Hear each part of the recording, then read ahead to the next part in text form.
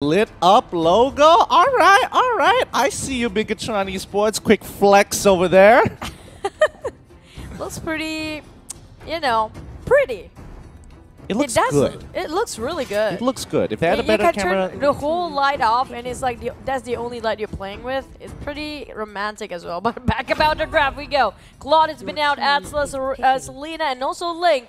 So we've seen Indonesians play before. They like to ban out Angela these days. yeah, it's either one part of the combo to get rid of the Ling, and on top of that, get rid of either Angela or something that pairs well with the Ling, because it has been, kind of terrorizing this tournament as of so far. 100% win rate with that synergy. Siren Clan starting off the game with the Esmeralda, and Bigatron surprisingly going for the Uranus on top of the Kaja. The Kaja was kind of expected. I was leaning more towards picking up the Kufra instead of the Uranus, but that's my own personal bias. But this allows Siren Clan to pick up their offlaner on top of having a strong synergistic combo of the Esmeralda and Kufra combo. Maybe what they're trying to do to have a more stability kind of lineup for Bigatron here. We do see that they prefer like a tank semi-fighter kind of lineup on their side, usually not too squishy. But since Kufra, I do have to agree that Kufra is really important if you want him to go for especially offensive early game phase here. Yeah, and now Bigatron have to make a decision whether they want to pick up the Valier or pick up their marksman in this first rotation, because it will their options will get pinched towards the second ban phase here. Bigatron will get first pick, and my guess is that they're probably going to hold up their secondary support and lock in their marksman first once they finish banning out. And looks like Popol and Koopa still, nobody likes to see this duo. He's annoying. He's just annoying. The ice trap is everywhere. The city is insanely fast as well. You can spam it, especially in a fight, and it's just almost impossible to move for like what 1.5 seconds up to 2 seconds there. That's a really long time. There's nothing you can do about it because you can spam it if you got trapped in there as well. Yeah, and Siren Clan, they decided to get rid of the Lancelot. They know that Bigatron have this in their back pocket, and I personally seen it in myself that Bigatron, once they have access, some of the Indonesian teams, once they have access to Lancelot, they kind of play a little differently, which makes me uncomfortable. So I guess Siren Clan don't want to deal with it whatsoever. Lancelot, are they trying to go for something? Like, I do know that Lancelot really easily counterpicks something like Fasa, but I do want to know what's the... Well, Jawhead is one of the most favorite one. I kind of forgot that why didn't we ban him here, but obviously the moment he charged right in, it's almost impossible to see him with anything because he's kind of immune. So this is kind of hard for Siren Clan to counter this one out, because we're looking at very beefy lineup coming from Bigatron with a very decent good early phase damage as well with that Valor. Like I said before, the moment they ban out Lancelot, they want to figure something out like Farsa, because that's kind of counterpick 100%. It's easily jumping into Farsa if you have Lancelot on the other side. Yeah, I think Bigatron have a very clear idea of what kind of a draft they want to go for, because Bigatron, they are known to play around brands. Like, this hyper carry meta has definitely benefited them. Previously, they were kind of they weren't really struggling with the meta, but it's definitely something that brands couldn't hard carry as you can now. Now with the hyper carry meta being so relevant, instead of going for the Granger, this time they go for the Moskov just so they have a little bit more playability around things like the Kufra, as well as the Thamus, as well as the Esmeralda. If you pick a Granger, it's kind of hard to reach around Farsa here. At the same time, there's also, like you said before, Esmeralda jumping in and the bouncing ball, just making sure that you cannot go anywhere. You have to have something with hyper mobility at the same time, and not much left out there for the marksman to do that because they banned out Claude. Yeah, this will be an extremely interesting game, because personally I feel Siren Clan has won the draft. However, Bigatron is known to play the hyper carry meta at tip-top level. They literally have 3 supports, 1 offlaner, 1 marksman. That is how confident they are in their capabilities, and I have no doubt that Bigatron will bring their A game here. Unfortunately, we don't get to see Rippo. That's a bit of a downside. You were looking forward for that. I was hoping to see Rippo just just come up and be like, hey, I still got it, man. I still got it. That's kind of true. But I really love how they change their perspective in the early game these days. Look at that. You can see every angle that you haven't seen in the game before, and straight into the game we go. But speaking of which, the draft. when it comes to Malaysian or Singaporean draft, it's always like almost balanced out and kind of perfect. But when it comes to execution, that's where the bigger problems kind of emerge out of nowhere. They sometimes hesitant, sometimes overpick themselves, or even didn't actually give a full map awareness, which is happening right now mid lane. Like I said before, Valor with that fireballs keep on being thrown by Dreams here. The captain himself making sure they have been harassed quite back here, poking damage by Bigatron Esports. And well, on top, well, it's kind of a decent fighter. I say it's going to be a 50-50 fight. Yeah, but notice how the way that they're positioning themselves. Like, Bigatron know that they have the better early game for now, so they're trying to make sure they assert their dominance with a 1-3-1 in comparison to Siren Clan, who decided to go with the traditional 1-2-2 instead. So now that BTR have put that early game damage, they're allowed to kind of rotate. And initially, they wanted to kind of test the waters, like, can we actually get this? Thomas and Beef now in a little bit of danger, forced out of his lane. This is kind of bad for him. He came down to rotate to protect this blue buff, but instead he gets punished, forced to go back, and now Taka can keep control over this top lane. They really need the blue buff for the Esmeralda. Right now, we're looking at Dreams trying to shush away every single person, but there's too much people here. It's 2v5, 2v5 is it? It's literally 2v5 on top there. But it seems like Joe has been left alone. Bravo will be having a lot of free farms. I'm not sure if that's a wise decision, because apparently right now, Siren Clan kind of having too much experience being shared in the mid, which makes them a little bit low when it comes to goal difference and also experience level here. Totally agree. Because of what Thomas and Beef, oh god, I hate calling him Thomas and Beef.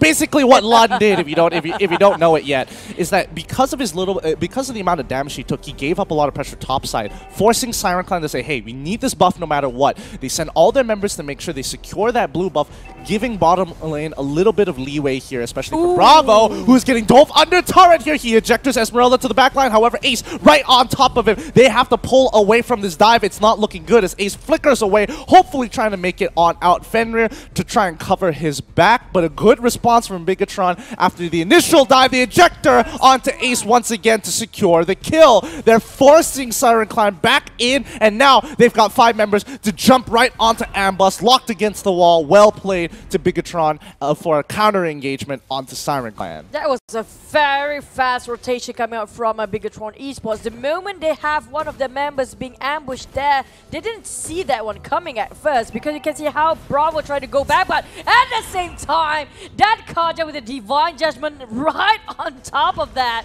Pretty much you cannot go anywhere. Fenrir gotta be very sad about that as well. Yeah, the disrespect here, because you know Fenrir walks up way too far. He's clearly out of the lightning bomb dash range as you saw on screen. However, the moment he uses the flicker, it's so hard to react to it, and the rest of the Siren Clan at least are playing the map in half. You know, if we're losing something on the bottom side, we can take something on the top side of the map. Now that Lund does actually have the turtle buff, it will alleviate some of that pressure onto the top side. However, we know how Bigatron plays. They want to keep control over the center of the map and then slowly push their leads into the side lane.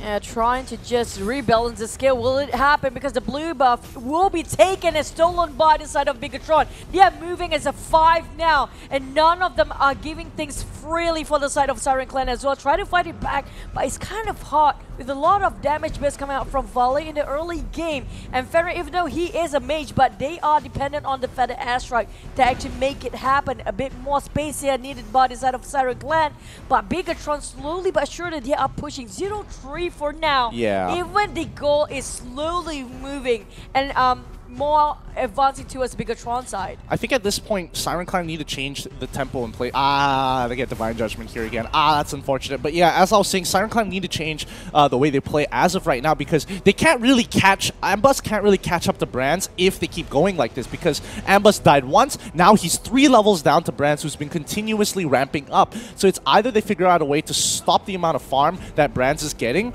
or they look for potential pickoffs later on around the map once they have information on where Brands is. Fenrir, he does spot Brands out, which does give the green light for the rest of the Siren Clan members to potentially rotate up towards the top side of the map or the bottom side to try and catch that Uranus. I'm really glad Fenrir didn't show his face just at the moment Moskov was walking right in front of him. The Feather Airstrike had been casted, but it's just going to secure the red buff here. But I don't think they're going to make it on time. Jumping in there, Kofra. There you go. There's another jumping falling star even coming from Esmeralda, wiping everybody off their feet here. One by one going down for Bigatron. They miscalculated just now.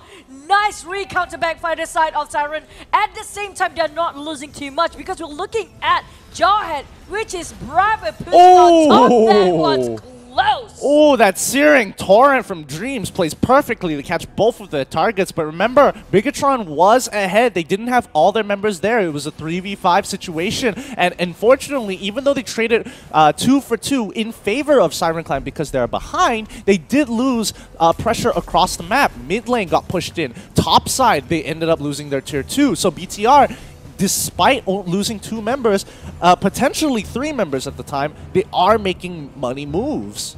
That's the thing, is it worth it just to force the fight just now while losing a lot of turrets and also map control? And now even the turtle on the side of Bigatron, this widened the gap for the goal between these two teams here. We're talking about 5,000. Furthermore, maybe up to 10 if they keep on letting themselves losing the map control by time for Siren Clan. Yeah, and the pushing power coming in from Bigatron is extremely good, especially since they have Dreams, they have Bravos, both on, both on the Valier as well as the Jawhead can easily sustain themselves. I'm not putting Uranus on the list because it's kind of a given, but you can see that Bigatron want to make these money moves. KYY actually getting a really good Divine Judgment, and no way that Ace can get out of this. He doesn't have Flicker, and the perfect chain CC coming in from Bigatron. It's 100% kill every time KYY just goes in with a Divine Judgment.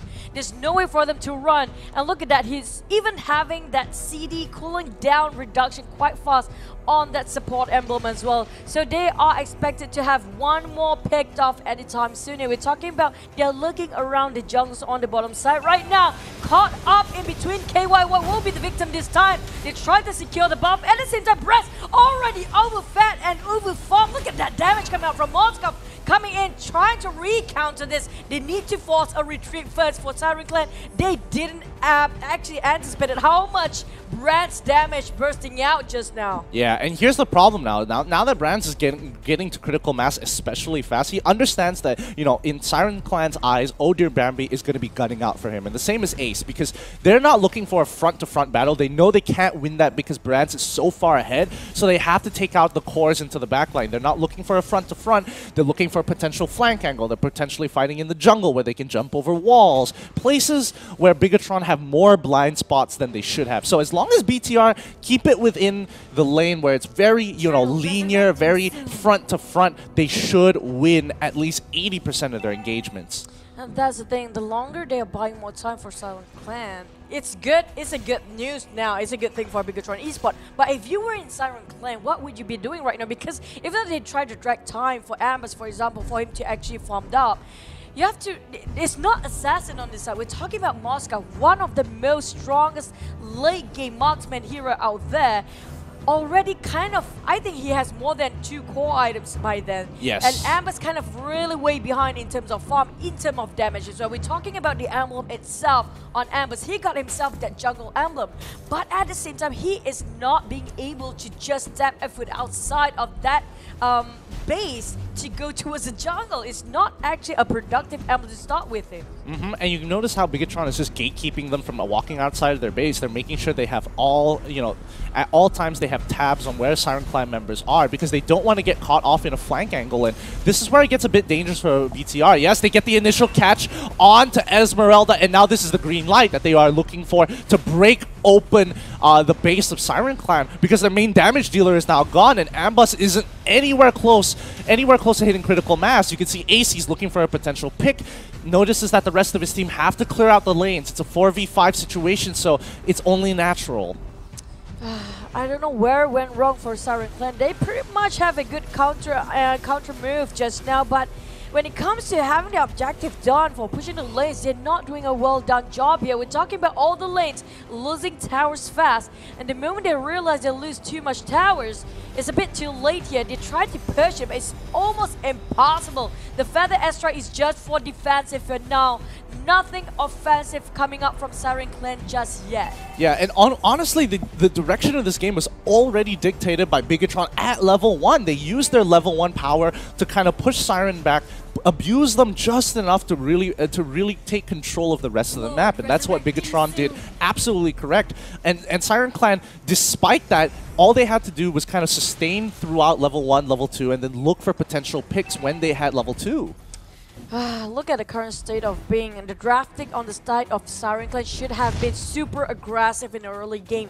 If they're not able to execute that, this is kind of hard. The moment they got the lot on their side, it's not enough. They have a beefy tank and also a beefy lineup on the side of Bigetron Esports. If you plus a lot on top of that, and also Moskov is pretty much untouchable. Yep.